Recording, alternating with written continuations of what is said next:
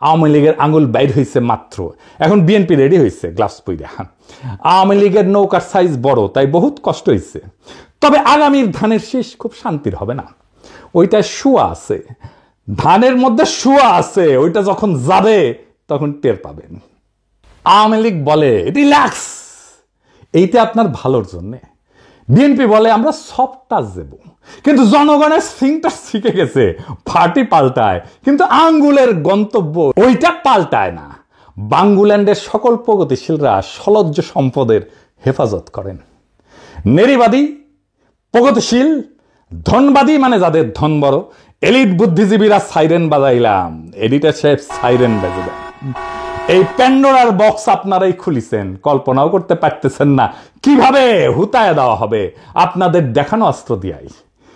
আপনারা এক অন্ধকার গুহার দরজা খুলে দিছেন, যেখানে আমি হয়তো কখনোই পা দিতাম না, এইবার আমারে পা দাবাইছেন।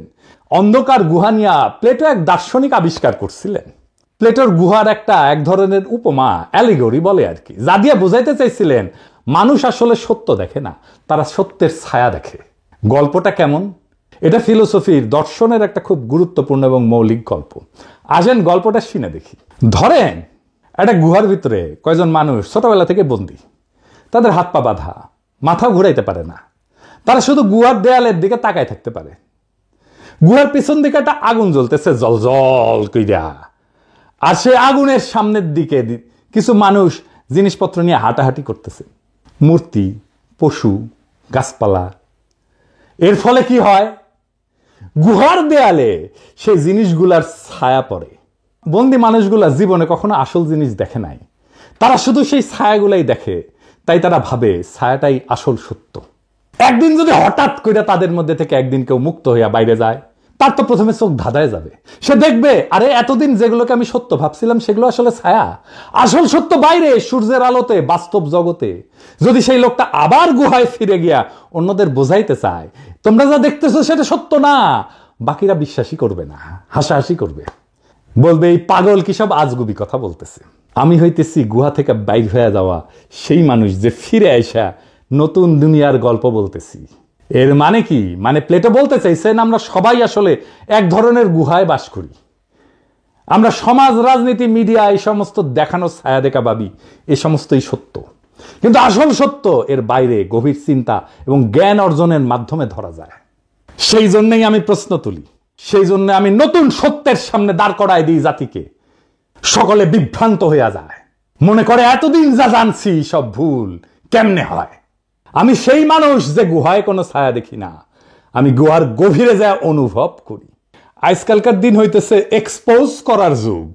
প্রাইভেট চ্যাট, প্রাইভেট ছবি, প্রাইভেট ভিডিও, প্রাইভেট ইমেল সবার সামনে উন্মুক্ত করে দেওয়াটাই হ্যাডম, ইনভেস্টিগেটিভ জার্নালিজম। আজকে আমি সেই প্রাইভেট স্পেসের গল্প কমো। 6 ফিট বাই 6 ফিটের ডাক্তারের চেম্বারের ভিতরে যা যা ঘটে তার একটা স্ন্যাপশট দেখাবো, আরো গল্প আছে পরে কমনে।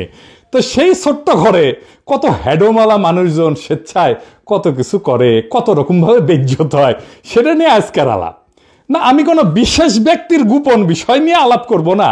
আমার আজকের আঙ্গুল আমি অনেকের পুন্দেই দেব। আজকের আলাপ পুটকিতে আঙ্গুল। জি, 40 বছর পার হইলে স্ত্রী পুরুষ সকলের চোখে চাইলসা হয়, আর সকল পুরুষ 40 বছর বাইসা থাকলে ডাক্তারের আঙ্গুল তারে নিতেই হয়। মানুষ ভাবে সে পৃথিবীর কেন্দ্র, সে ভাবে সে প্রেম, রাজনীতি আর পরমাণু ফিজিক্স বুঝে, কিন্তু সে জানে না সে তার পুটকিতে কি ঘটতেছে। আর সেই অন্ধকারে এই ডাক্তারেরা নিপুণ দক্ষতায় কাজ করে, সে জীবনের এক নতুন অধ্যায়কে আঙ্গুল দিয়া অনুভব করে। আমেরিকানরা আঙ্গুল দেওয়ার একটা সাইন আবিষ্কার করেছে। এটা হইতেছে এরকম, মানে মাঝের আঙ্গুল পশ্চাতে ঢুকবে। এটা আবিষ্কার যে করেছে সে জিন্দিগিতে কারো আঙ্গুল ঢুকায় নাই।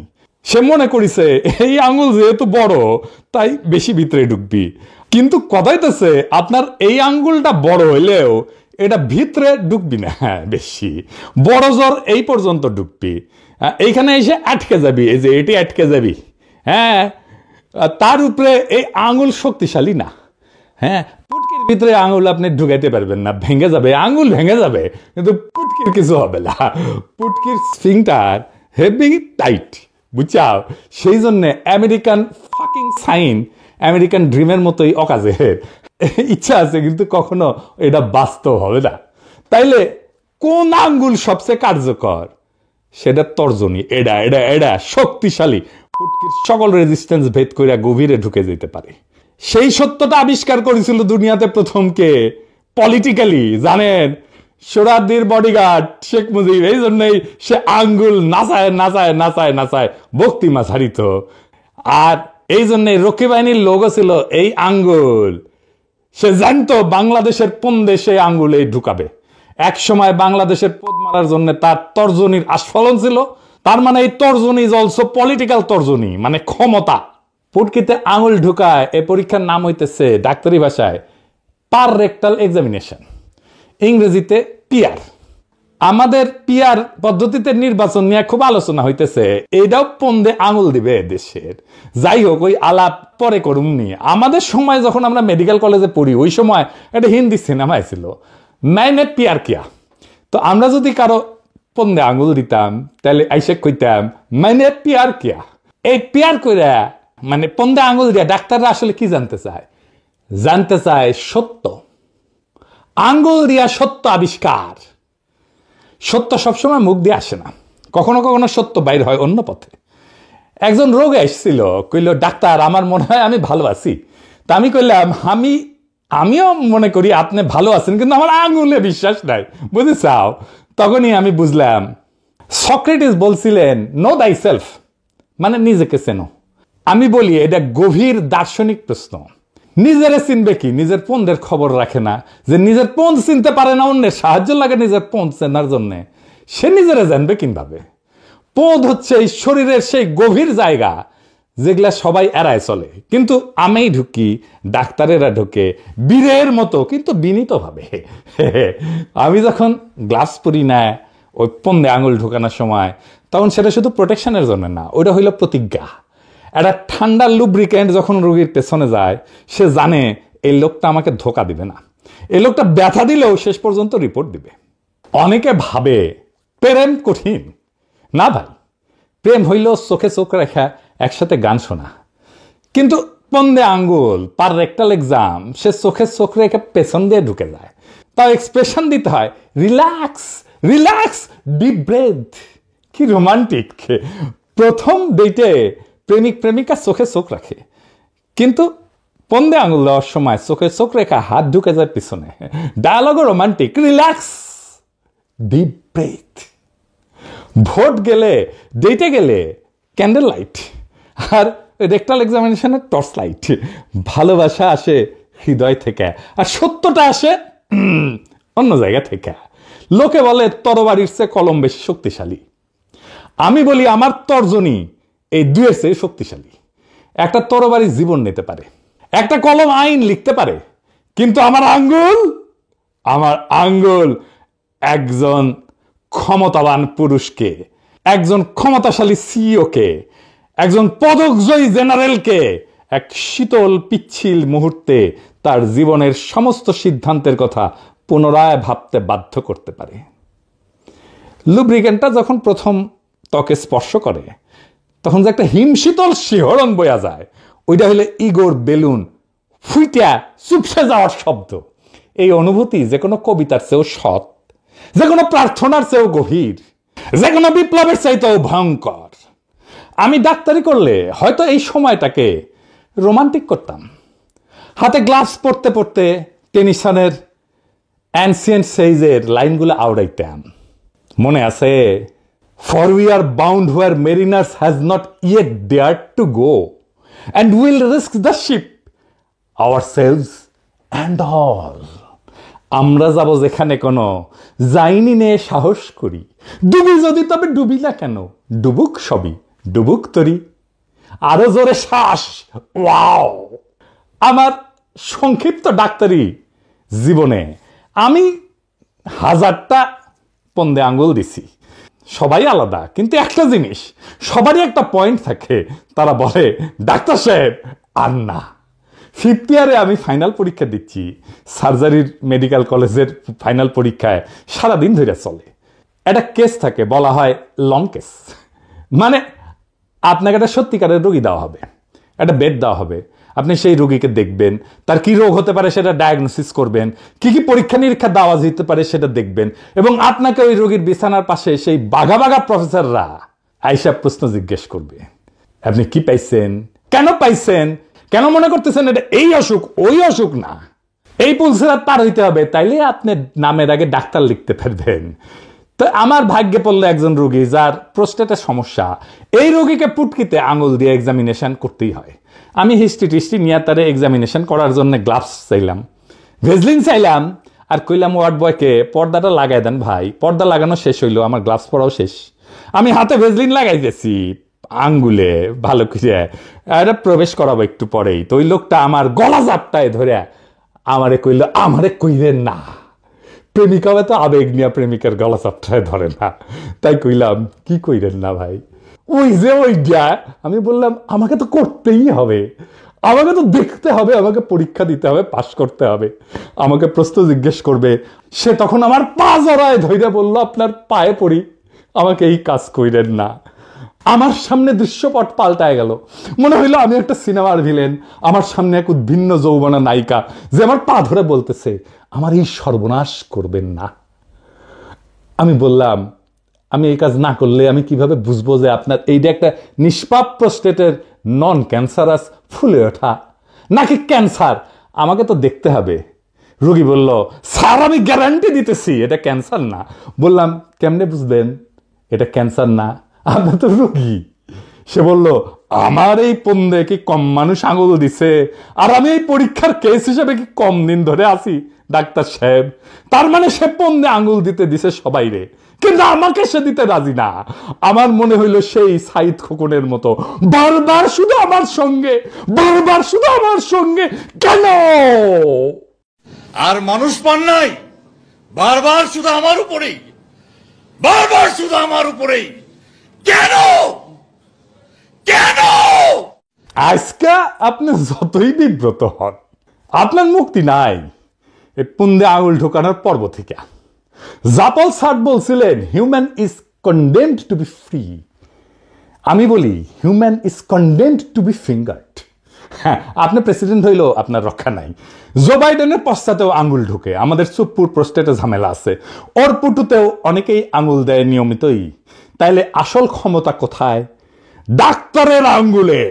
ফুকো বলছিলেন পাওয়ার সার্কুলেটস, আমি বলি ক্ষমতা ঘোরে না, ঢোকে সোজা আঙ্গুল হইয়া। অরওয়েল বলছিল big brother is watching you, আমি বলি big brother is fingering you. Surveillance camera না, গ্লাভস পরা হাতি আসল ক্ষমতা, এটাই রিয়ালিটি চেক। আর এই পরীক্ষাটা কিন্তু ফ্রি না। প্রত্যেকটা মেগা প্রজেক্ট, প্রত্যেকটা নতুন আইন হইল আঙ্গুলের আর একটা ধাক্কা, যারও গভীরে যায়। তারা এটাকে উন্নয়ন বলে, কিন্তু জনগণ কেবল চাপ অনুভব করে। আর দেশের মিডিয়া, তারা হইল রাষ্ট্রীয় লুব্রিক্যান্ট। রাতের টকশোগুলোতে তারা এমনভাবে পিচ্ছিল পদার্থ লাগায়, এমনভাবে বোঝায় যে এইবারের আঙুলটা আগের বারের চেয়ে ভালো। আর এই অস্বস্তিটা আসলে অগ্রগতির লক্ষণ। তার এমন এক পিচ্ছিল বয়ান তৈরি করে যাতে ক্ষমতার আঙুলটা বিনা বাধায় ঢুকে যেতে পারে জনগণের পশ্চাৎ দেশে। আর জনতা কেবল শূন্য পকেট নিয়ে বসে থাকে। ক্ষমতা আর এই আঙ্গুল শুধু ঢুকে না, ঢুকে জানান দেয়, এর নামই শাসন। জনতাকে বলা হয় এটা আপনার ভালোর জন্যই, জাতির স্বাস্থ্যর জন্য এটা একটা রুটিন চেক আপ। সরকারি দলের আঙুল অভিজ্ঞ, কড়া পড়া, সে সব সংবেদনশীল জায়গা চেনে, কোথায় চাপ দিলে কাঙ্ক্ষিত প্রতিক্রিয়া পাওয়া যাবে সে জানে। আর বিরোধী দল, তারা নতুন লুব্রিকেন্ট মাখানো গ্লাভস হাতে নিয়ে অপেক্ষা করে আর প্রতিশ্রুতি দেয় এক কোমল স্পর্শের, এক গণতান্ত্রিক অনুসন্ধানের। কিন্তু জনতা এখন সব বোঝে। 40 বছর পর পুটকি স্ফিংটারও আঙুল চিনতে শেখে। সে জানে আঙুল বাম দলের হোক আর ডান দলের হোক, গন্তব্য একটাই, লক্ষ্য একটাই, রাষ্ট্রের প্রোস্টেট গ্রন্থি পরীক্ষা করা। আর প্রতিবারের ডায়াগনোসিসও একই, benign prostatic hyperplasia of the state. রাষ্ট্রযন্ত্র ফুলে উঠছে, পয়সা উঠছে, পথ আটকায় রাখছে সমস্ত সম্ভাবনার, আর শান্তিতে কাউকে পেশাব করতে দিচ্ছে না। ভোটও একটা পন্দে আঙুল দেওয়া। দেশ মনে করে চিকিৎসা হচ্ছে, পুরা রাষ্ট্রযন্ত্র জনতাকে বলে জোরে নিঃশ্বাস নেন, এই ভোটের উন্মাদনা জাগানোর জন্য তারপরে নিঃশব্দে ঢুকায় দেয় আর এক নতুন আঙ্গুল, নতুন ক্ষমতা। আমাকে যদি বলা হয় আপনি তো ডাক্তারি করেন নাই, কিন্তু ডাক্তার হিসেবে আপনার কোনো অন্তিম ইচ্ছা আছে, আমি বলবো হ্যাঁ আছে। আপনারা যদি জিজ্ঞেস করেন কি সেইটা, আমার পৃথিবীতে একজনেরই পন্দে আঙুল দিয়া পরীক্ষা করার ইচ্ছা আছে, সেটা হইতেছে ওয়াকারের পদবালক। ও নিজে বড় ইনভেস্টিগেটিভ জার্নালিস্ট, ইনভেস্টিগেটিভ জার্নালিজম করে, কিন্তু আমার গবেষণার আকাঙ্ক্ষা হচ্ছে যে কিভাবে বাংলাদেশের দুই জাদরেল জেনারেল আজিজ আর জেনারেল ওয়াকার, এই দুইজন একই পদবালককে পছন্দ করলো। দুইজন জেনারেল একই পদবালককে পছন্দ করছে, এটা ইতিহাসে নাই। এটা ইতিহাসের এক অবিস্মরণীয় ঘটনা। আর দ্বিতীয় কারণ হইতেছে আমি কখনো কুত্তার পন্দে আঙ্গুল দেই নাই, এই প্রথম এই একটা কুত্তার পন্দে আঙ্গুল দিয়া দেখতে চাই। আমি যেহেতু ভেটেরিনারি সার্জন না, আমার এই সুযোগ হবে না কোনোদিন। আমি ওর পন্দে আঙ্গুল দিয়া দেখতে চাই, কুত্তার পন্দে আঙ্গুল দিয়া কেমন অনুভূতি হয়। আমি আঙ্গুল দিয়া দেখতে চাই এর মধ্যে বিশেষ কি আছে এই দুই জেনারেলকে আকর্ষণ করলো। নিশ্চয়ই কিছু আছে। তবে পদ বালক যদি পদের বুটিক খোলে, আমি সেখানে তার মার্কেটিং ক্যাম্পেইন করে দেবো বিনা পয়সায়, স্ট্র্যাটেজি তৈরি করে দেবো, মার্কেটিং প্ল্যান তৈরি করে দেবো, প্রফিট লস অ্যাকাউন্ট তৈরি করে দেবো, তার সাথে সাথে আমি তার বিজ্ঞাপনও করে দেবো। বিজ্ঞাপনের জিঙ্গেলও তৈরি করে ফেলছি, শুনবেন সেই বিজ্ঞাপনের জিঙ্গেল। এমন পুটু কোথাও খুঁজে পাবে না কো তুমি, সকল পুটুর রানী সেজে স্বামীর পুটু ভূমি, সেজে স্বামীর পুটু ভূমি, সেজে স্বামীর পুটু ভূমি।